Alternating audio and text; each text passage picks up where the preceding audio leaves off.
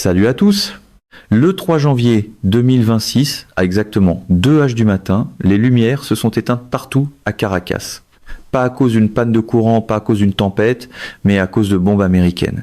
En 2h28, l'une des opérations militaires les plus extraordinaires de l'histoire moderne était terminée.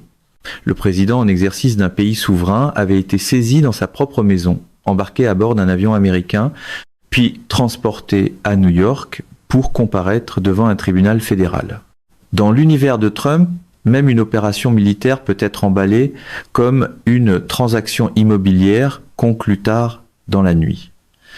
Puis, 4 mois plus tard, alors qu'il traversait l'océan Pacifique en avion pour se rendre à un sommet en Chine, Donald Trump a sorti son téléphone, ouvert Truth Social et publié une carte du Venezuela recouverte des étoiles et des bandes du drapeau américain, avec une seule étiquette au sommet, 51 États. Apparemment, la politique étrangère vient maintenant avec des filtres, des drapeaux et une légende conçue pour faire renverser leur café aux diplomates.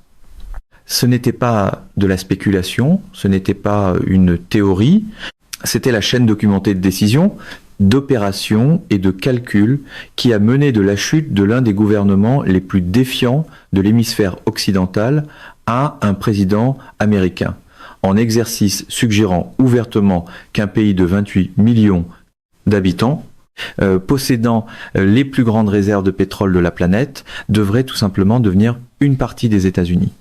Et l'aspect le plus alarmant de cette histoire, c'était pas la publication, c'était la quantité de choses qui s'étaient déjà produites.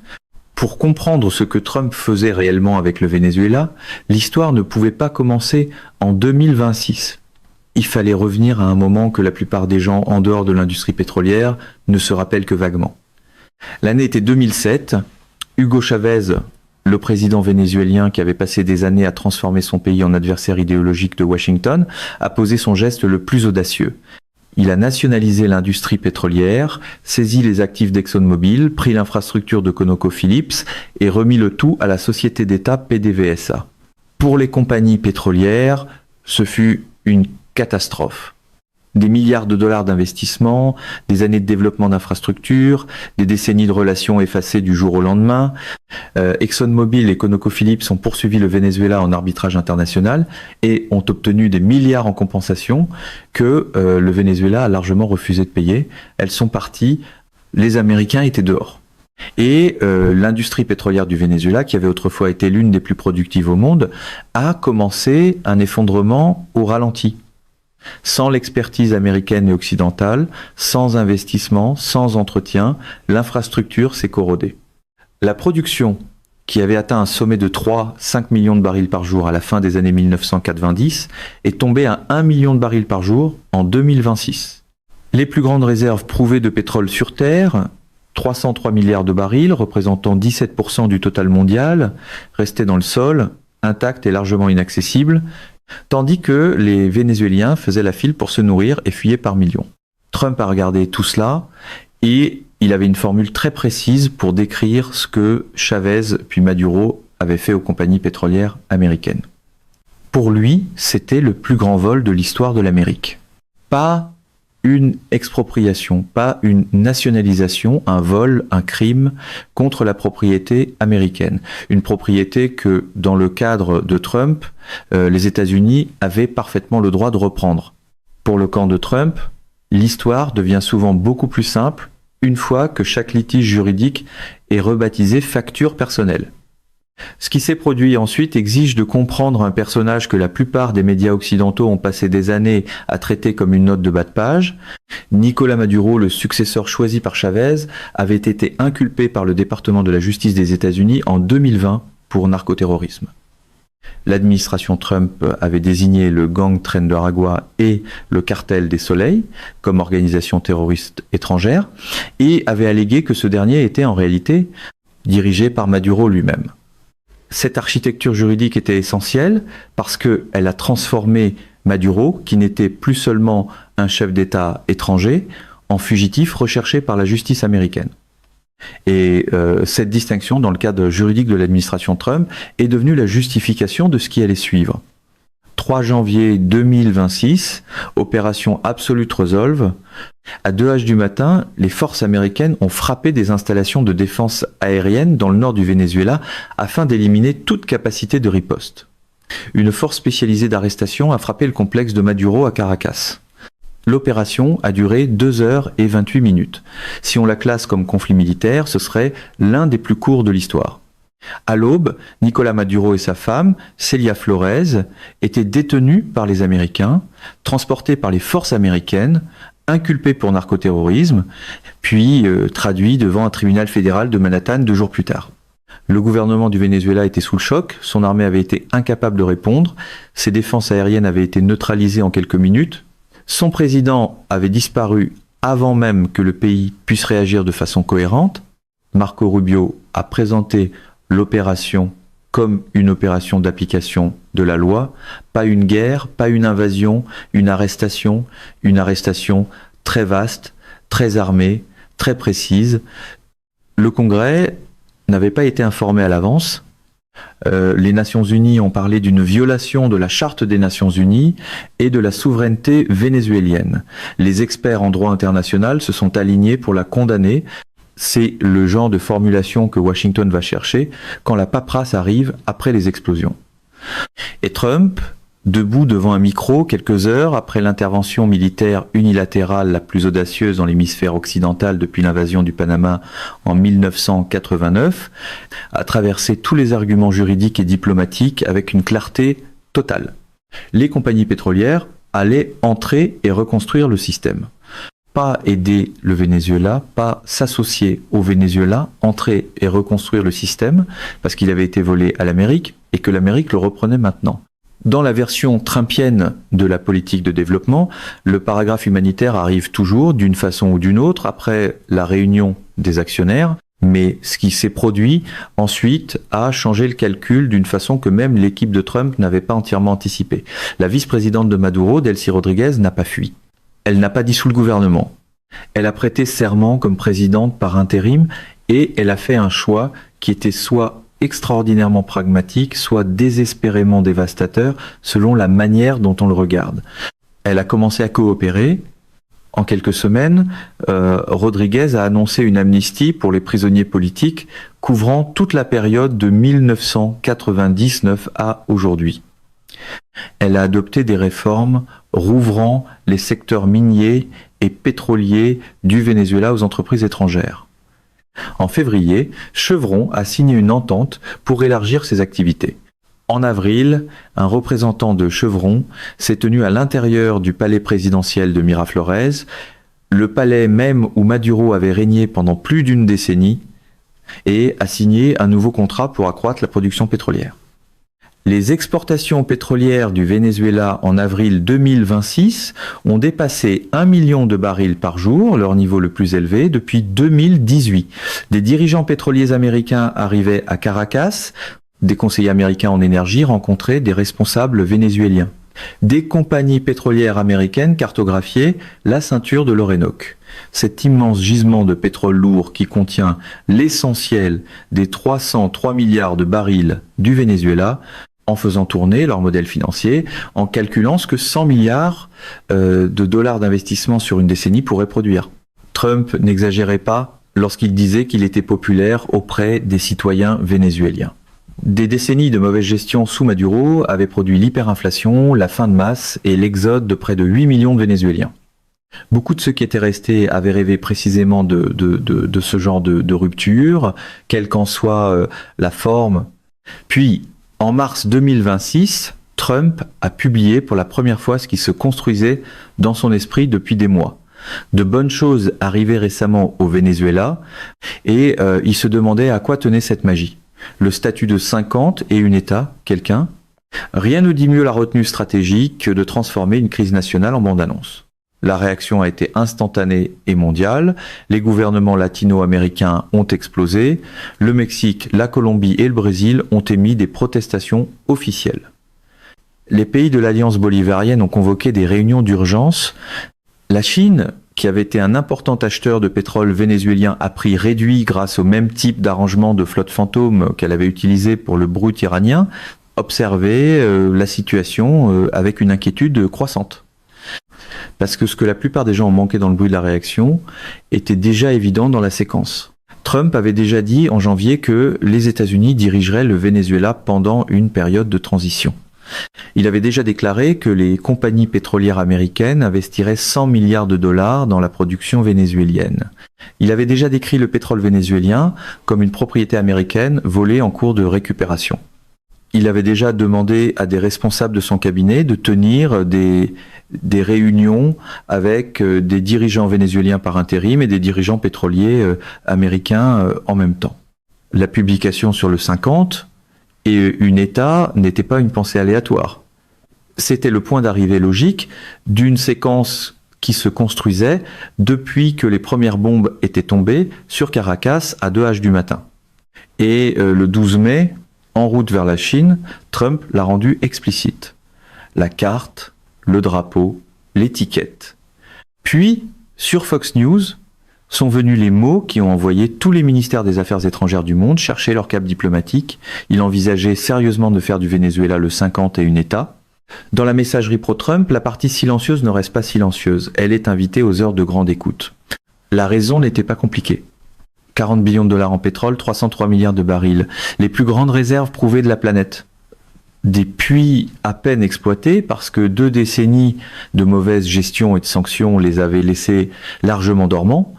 Une infrastructure qui, avec 10 à 15 milliards de dollars d'investissement annuel venant de grandes compagnies américaines comme Chevron, ExxonMobil et ConocoPhillips, pourrait être construite pour produire 3 à 4 millions de barils par jour en moins d'une décennie.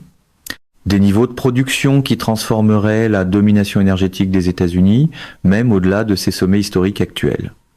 Trump a toujours compris la géopolitique à travers le prisme de l'immobilier et de l'énergie. Et le Venezuela, dans son cadre, était le plus grand actif énergétique sous-développé de la planète, installé dans le voisinage immédiat de l'Amérique. Autrefois sous le contrôle d'un homme maintenant assis dans une cellule de prison à New York, en attendant son procès, et actuellement géré par une présidente par intérim qui coopérait avec Washington parce qu'elle n'avait aucune autre option viable, c'est le moment où la diplomatie commence à ressembler moins à de l'art de gouverner qu'à une visite de propriété avec sécurité armée. Dans ce contexte, la publication sur le 51 États n'était pas une proposition juridique. Le Congrès devrait approuver toute annexion. Le consentement du Venezuela serait requis. Le droit international rendait tout le concept essentiellement impossible par les voies conventionnelles. La présidente par intérim du Venezuela a clairement affirmé que le statut d'État ne se produirait jamais, que le Venezuela n'était pas une colonie, que son peuple aimait son indépendance et son histoire. Mais c'est précisément ce qui rendait ce moment si profondément conséquent. Trump n'avait pas besoin que le Venezuela devienne littéralement le 51 État pour que ses objectifs soient pleinement atteints. Il avait besoin de l'idée pour créer un maximum de leviers pour signaler au gouvernement de Rodriguez que le coût de la résistance à l'intégration économique américaine était l'annexion politique. Pour signaler à la Chine que sa ligne d'approvisionnement pétrolier vénézuélienne était définitivement coupée. Pour signaler à l'Amérique latine que la doctrine Monroe n'avait pas seulement été ressuscitée, mais transformée en quelque chose de beaucoup plus agressif. Et pour signaler aux électeurs américains et aux dirigeants pétroliers qu'il avait tenu sa promesse de récupérer des ressources qu'il disait volées. Dans ce manuel de jeu, la proposition n'a pas besoin d'être réaliste. Elle doit seulement faire paraître l'alternative comme un rabais.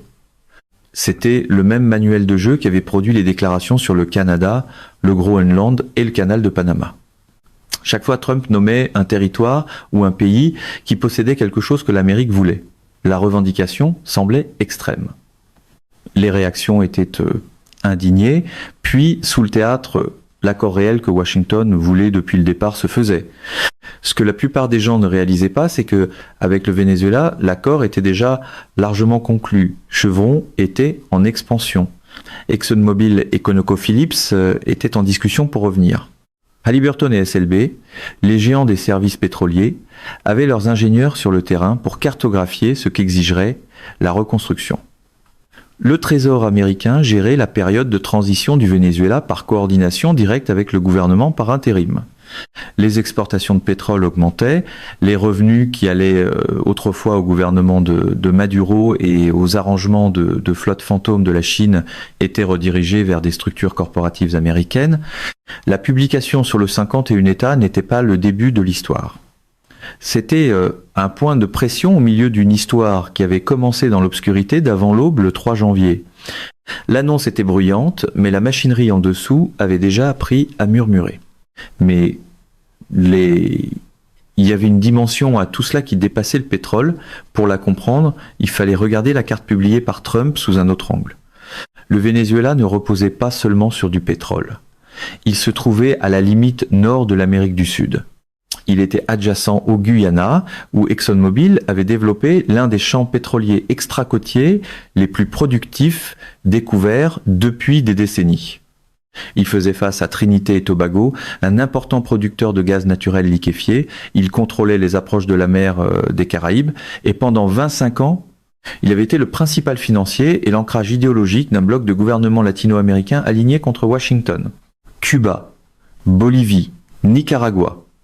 L'Alliance bolivarienne, toute la gauche anti-américaine en Amérique latine, tirait son oxygène financier des revenus pétroliers vénézuéliens. Avec Maduro parti, avec PDVSA sous gestion américaine, avec les exportations dirigées vers des destinations contrôlées par les Américains, cet oxygène était coupé à la source. C'était le prix stratégique dont personne ne parlait pendant que l'on débattait de la légalité de la publication sur le 51 États. Trump ne sécurisait pas seulement le pétrole vénézuélien. Il réorganisait toute l'économie politique de l'hémisphère occidental, éliminait le principal moteur financier des mouvements politiques anti-américains du Mexique à l'Argentine et réaffirmait une vision de la domination hémisphérique américaine qui n'avait pas existé depuis l'époque précédente, l'arrivée de Chavez au pouvoir en 1999. Et la Chine observait cela avec la précision froide d'un gouvernement qui comprenait exactement ce que cela signifiait. La Chine avait construit une relation économique profonde avec le Venezuela sur 2 décennies.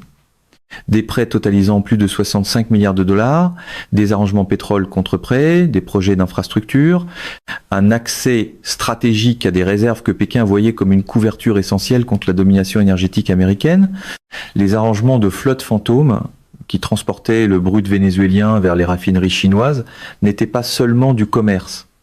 C'était une stratégie de sécurité énergétique. Chaque baril qui circulait désormais sous gestion corporative américaine, plutôt que dans le cadre de contrats chinois, représentait une réduction directe de l'indépendance énergétique de la Chine. Chaque grande compagnie pétrolière américaine qui rétablissait sa présence au Venezuela devenait une concurrente des sociétés énergétiques d'État chinoises qui s'étaient positionnées dans la ceinture de l'Orénoque. Et un Venezuela économiquement intégré au système américain était un Venezuela qui ne pouvait plus servir de contrepoids diplomatique à la pression américaine en Amérique latine. Trump a publié l'image du 50 et une État alors qu'il volait vers la Chine. Ce choix du moment n'était pas accidentel. C'était un message livré en plein vol au gouvernement devant lequel il allait bientôt s'asseoir à la table du sommet. C'était une façon de dire que l'Amérique avait agi dans la cour arrière de la Chine et que Washington était prêt à dire à voix haute ce qu'il avait fait. La subtilité, encore une fois, a été escortée hors de la salle avant que les caméras s'allument. Rodriguez a insisté sur le fait que le Venezuela ne serait jamais une colonie. Et elle avait presque certainement raison de dire que le processus juridique formel menant au statut d'État ne se produirait jamais. Les barrières constitutionnelles à elles seules étaient insurmontables. Le cadre du droit international rendait l'annexion d'un État souverain effectivement impossible. Mais il existait une version du 51 États qui ne nécessitait pas d'amendement constitutionnel. Une version où des sociétés américaines possédaient l'infrastructure pétrolière, où une gestion américaine dirigeait les opérations de production, où une présence militaire américaine garantissait l'environnement sécuritaire, où des institutions financières américaines détenaient la dette qui finançait la reconstruction, où la politique vénézuélienne sur le pétrole, le commerce et les investissements étrangers étaient effectivement déterminés en coordination avec Washington. Cette version n'exigeait pas de vote du Congrès. Elle exigeait ce qui s'était déjà produit. Une opération militaire de 2 heures, un gouvernement par intérim coopératif, un prix de 1000 milliards de dollars et un président qui n'était même pas de loin gêné de dire ce qu'il voulait. 40 billions de dollars de pétrole. Pour le discours de vente pro-Trump, les petits caractères juridiques peuvent être compliqués, mais le slogan tient parfaitement sur un écran de rassemblement. La publication sur le 51 États a provoqué l'indignation dans tous les ministères des Affaires étrangères, de Bogota à Pékin. La présidente par intérim du Venezuela s'est tenue devant la Cour internationale de justice à La Haye de tous les endroits et a déclaré la souveraineté de son pays avec une défiance visible. Mais elle a signé ce contrat pétrolier avec Chevron et les barils circulaient et peu importe le nom donné à cet arrangement, partenariat, protectorat ou prix, une chose était absolument claire. L'Amérique qui sortirait de ce chapitre de l'histoire aurait plus de pétrole vénézuélien, plus d'influence vénézuélienne et plus de domination hémisphérique que n'en avait commandé n'importe quel président américain depuis l'époque précédente, le moment où Hugo Chavez a pris un micro pour dire au monde que le jour où Washington dirigeait l'Amérique latine était terminé, que ce soit le 51 États ou quelque chose qui lui ressemble presque exactement sans en porter le nom, la carte publiée par Trump à 30 000 pieds au-dessus du Pacifique pourrait bien se révéler être la carte la plus exacte de la direction que prend toute cette histoire. La seule question restante était de savoir qui décidait, ce que cela signifiait pour les 28 millions de personnes dont c'était encore le pays. Mesdames et messieurs, notre émission d'aujourd'hui s'arrête ici. Nous vous invitons à partager votre avis personnel dans la section des commentaires ci-dessous. Pouvoir, vérité vous salue et vous donne rendez-vous très bientôt